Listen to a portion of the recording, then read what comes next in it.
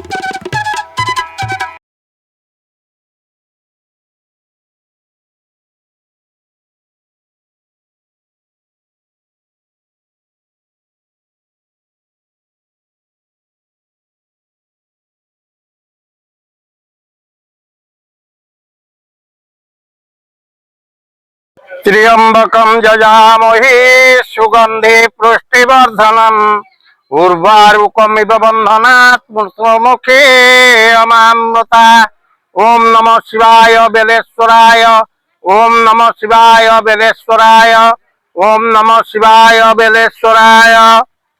बेलेश्वर महादेव आम ग्रामवासी सदा सर्वदा सारा विश्वर मंगल करंतु, एतिक मोर कामना। तापरे बेलेश्वर महादेवंकर बहुत किछि कीर्ति अछि। ये मंदिर एबेकार मंदिर नुह, ये कम अति कम रे 300 कि 250 वर्षर मंदिर। ये मंदिर प्रथम गोटे बाबाजी करथिले, से 5 घर भिक्षा करी ये भिक्षा करी चलती। तापरे किसी दिन जीवा परे जने आउ जने साधु आसी पहुँचिले। पहुँचवा परे ये से गोटे गुमुटी टाइप रो घर करी से ठाकुर पूजा कले। तापरे यही जो जगह आपण देखुचंती सारा मु कहबी आम केन्द्रापड़ा डिस्ट्रिक्ट रे एभली जगह भी कोई नथिबो, कारण ये होची शमशान। पूर्वरु ये शमशान थिला। एउठु धरी हमर यही पोखरी अच्छी, ये रास्ता जाइची, सबु किछि ये होची हमर ये शमशान रे ठाकुर अछंदी। अच्छा, तापरे ठाकुर 3 घर 5 घर यही भिक्षा करी से माने चलती। ଚଳିବା ପରେ ଏମିତି କରି ଭିକ୍ଷାରେ କିଛି ଗୋଟେ ଅସୁବିଧା ହେଲା। ବାବା ଆଉ ଭିକ୍ଷା କରିବା ପାଇଁ ଗଲେନି, ଭିକ୍ଷା କରିବା ପାଇଁ ଗଲେନି। ତାପରେ ବାବା ଅନ୍ତର୍ଧ୍ୟାନ ହେଇଗଲେ। ଅନ୍ତର୍ଧ୍ୟାନ ହେଇଗଲା ପରେ ତାପରେ ଆଉ ଜଣେ ବାବା ଆସି ପହଞ୍ଚିଲେ। ସେ ପୁଣି କିଛି ଦିନ ରହିଛନ୍ତି, ତାଙ୍କର ବି କିଛି ଅସୁବିଧା ହେଲା, ସିଏ ବି ଅନ୍ତର୍ଧ୍ୟାନ ହେଇଗଲେ।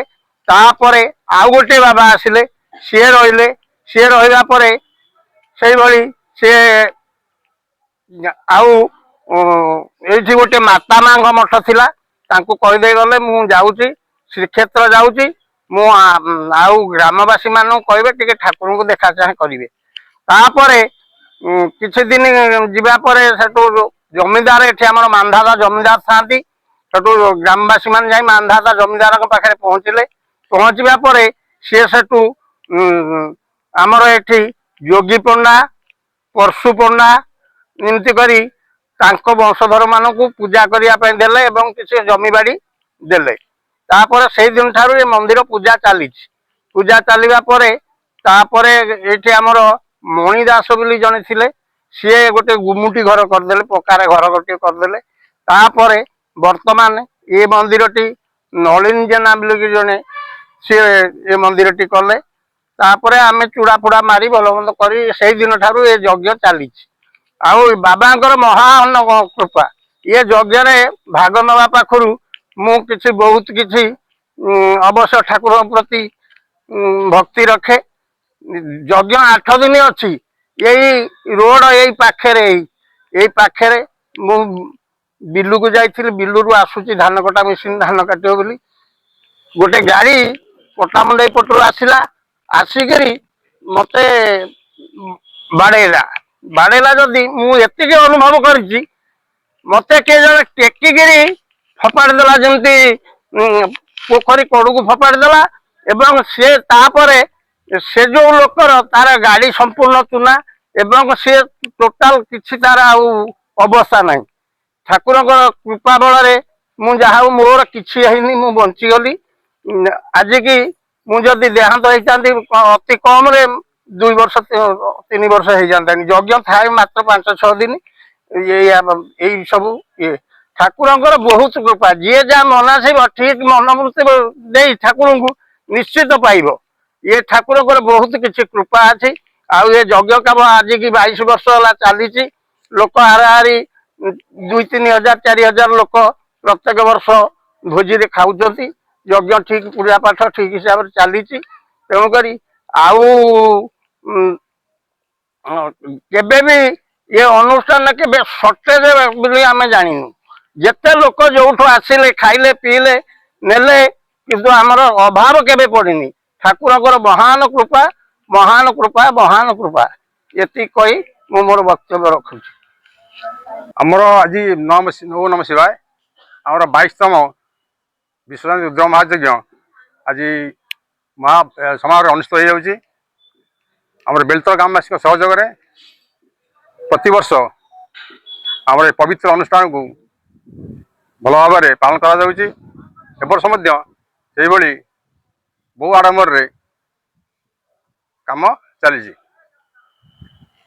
ଆଉ ଆମର ବେଲତଳ ଗ୍ରାମବାସୀଙ୍କ ଶୁଭକାମନା, ସମସ୍ତଙ୍କର ଭଲ ହଉ, ଗ୍ରାମବାସୀ ମାନେ ଭଲ ରୁହନ୍ତୁ, ଏଇ ଅନୁସାରେ ଆମ ସବୁ ସମସ୍ତେ ଭଲ ରୁହନ୍ତୁ, ଏଇସବୁ ଆମକୁ ସହଯୋଗ କରନ୍ତୁ। ଏ ଆମର କାମନା। ଆଉ ଆଜି କଣ କାର୍ଯ୍ୟକ୍ରମ? ଆଜି ଆମର ହଉଛି କଳସ ଯାତ୍ରା, ଅଗ୍ନି ସଂଯୋଗ ହବ। ଆଜି ହଉଛି ଆମର ଦ୍ୱିତୀୟ ଦିବସ। ଆମର 14, 15, 17 ତାରିଖ ଆମର ପୂର୍ଣ୍ଣାହୁତି। ଆଉ ଆମର ପୂର୍ଣ୍ଣାହୁତି ଦିନ ଆମର ଲୋକଙ୍କର ଖାଇବା ପିଇବା ଭଲ ମନ୍ଦ ସବୁ ହଉଛି। ଗ୍ରାମବାସୀ ଆମର 2-4 ହଜାର ଲୋକ ଖାଉଛନ୍ତି। ସବୁ ବ୍ୟବସ୍ଥା ଅନ୍ନପ୍ରସାଦ ବ୍ୟବସ୍ଥା କରାଯାଇଛି। ଆମର କାଲି ବି ଅନ୍ନପ୍ରସାଦ ଅଛି, ଆଜି ବି ଅନ୍ନପ୍ରସାଦ ଅଛି, ଶନିବାର ଅନ୍ନପ୍ରସାଦ ଅଛି। ସବୁ ବ୍ୟବସ୍ଥା କରାହଉଛି ସମସ୍ତଙ୍କର। ଏଇଆ ଆମର ଏଇ ଯଜ୍ଞ 22 ବର୍ଷ ହେଲା ଧରି ଚାଲିଛି। କାଲି ପବିତ୍ର ମକର ସଂକ୍ରାନ୍ତିରେ ଯଜ୍ଞ ଆରମ୍ଭ ହୁଏ। କାଲି ଅଂଶୁଘାତଣ ଗଲା। ଆଜି କଳସ ଯାତ୍ରା, ଅଗ୍ନି ସଂଯୋଗ, ଯଜ୍ଞ ଆରମ୍ଭ। ଆଉ ଆମର ସମସ୍ତେ ଗାଁର ସମସ୍ତେ ସହଯୋଗ କରୁଛନ୍ତି। समय होउछि এই ଚାଲୁ ଆମେ ଲୋକଙ୍କର ଗାଁର ଭଲ ରହୁ ଆମେ ଏଇ ଜାଗାରେ କେତେ ଭକ୍ତଙ୍କ ସମାଗମ ବହୁ ଲୋକଙ୍କର ସମାଗମ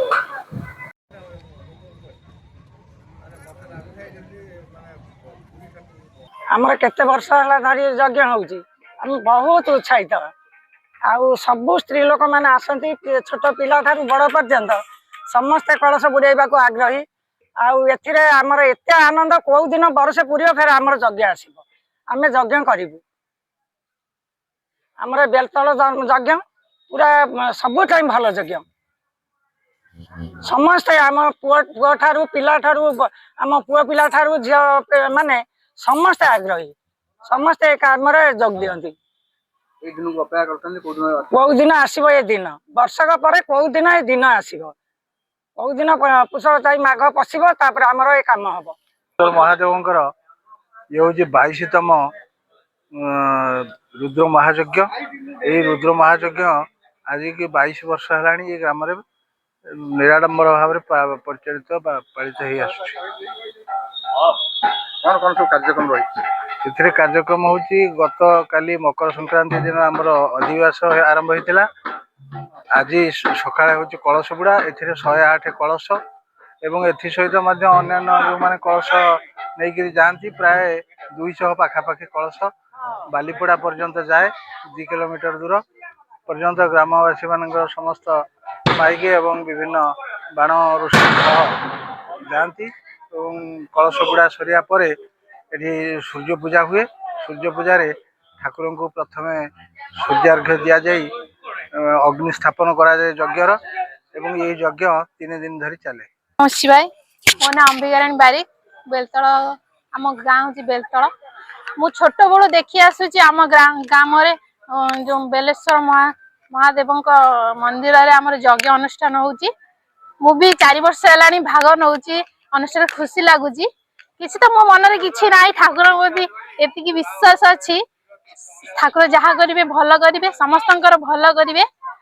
ଆଉ ମୁଁ ତ ସବୁବେଳେ ଆସିପାରୁନି ମୋର ଯେତିକି ମନରେ ଅଛି ସେତିକି ବିଶ୍ୱାସ ନେଇକି ଆସିଛି। ଦୀର୍ଘ 21 ବର୍ଷ ଧରି କଳସ ଶୋଭାଯାତ୍ରା ହଉଛି ଏଥିରେ ଆମେ ମଧ୍ୟ ଆସୁଛୁ ଭାଗ ନଉଛୁ ଠାକୁରଙ୍କର ବହୁତ ଭଲରେ ଅଛୁ କାମନା କିଛି ନାହିଁ ଇଚ୍ଛା ବି କିଛି ନାହିଁ ବାସ୍ ଭଗବାନଙ୍କ ଦୟାରୁ ସମସ୍ତେ ଶାନ୍ତିରେ ରୁହନ୍ତୁ ଶୃଙ୍ଖଳିତ ରୁହନ୍ତୁ ଭଗବାନଙ୍କ ଦୟାରୁ ବହୁତ ଭଲରେ ବି ଅଛୁ।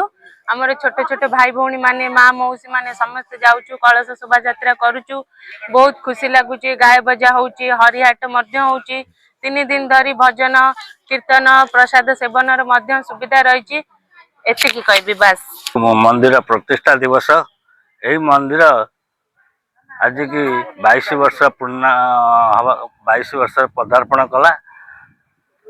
ଆ ପୂର୍ବରୁ ଏ ମନ୍ଦିରଟି ଛୋଟ ଥିଲା ଏବଂ ଏହି ମହାଦେବ 200 ବର୍ଷ ପୂର୍ବର ମହାଦେବ। ତେଣୁ ଆମର ଏଇ ଆସ୍ତେ ଆସ୍ତେ ଯାହା କହିଲେ ନଳିନ ବାବୁ ଏହାକୁ ପୂର୍ଣ୍ଣାଙ୍ଗ କରିଛନ୍ତି। ଏହି ମନ୍ଦିରରେ ସେଇଦିନ ଠାରୁ ଯଜ୍ଞ ଆରମ୍ଭ ହେଇଛି। ସେଇ ଯଜ୍ଞରେ ଆମେ ସମସ୍ତେ ଏ ବେଲତଳବାସୀ ସମସ୍ତେ ଏଠି ଏକତ୍ରିତ ହୁଅନ୍ତି ତାଙ୍କର ସହଭାଗିତା ଜଣାନ୍ତି ଏବଂ ଏଠି 108 କଳସ ଯାଏ ଏବଂ ସେଇଦିନ ଠାରୁ ଏ ମନ୍ଦିର ମାନେ ପ୍ରତିଷ୍ଠା ଦିବସ ଚାଲିଛି ଯଜ୍ଞ ବି ଚାଲିଛି। ଏଠାରେ 108 କଳସ ଯାଉଛି ଏବଂ ସେଇଠି ଆସିକି ଏଠି 3 ଦିନ କାଳ ମାନେ ଯଜ୍ଞ ସରି ଏଇ ଶନିବାର ଦିନ ସମାପ୍ତ ହବ।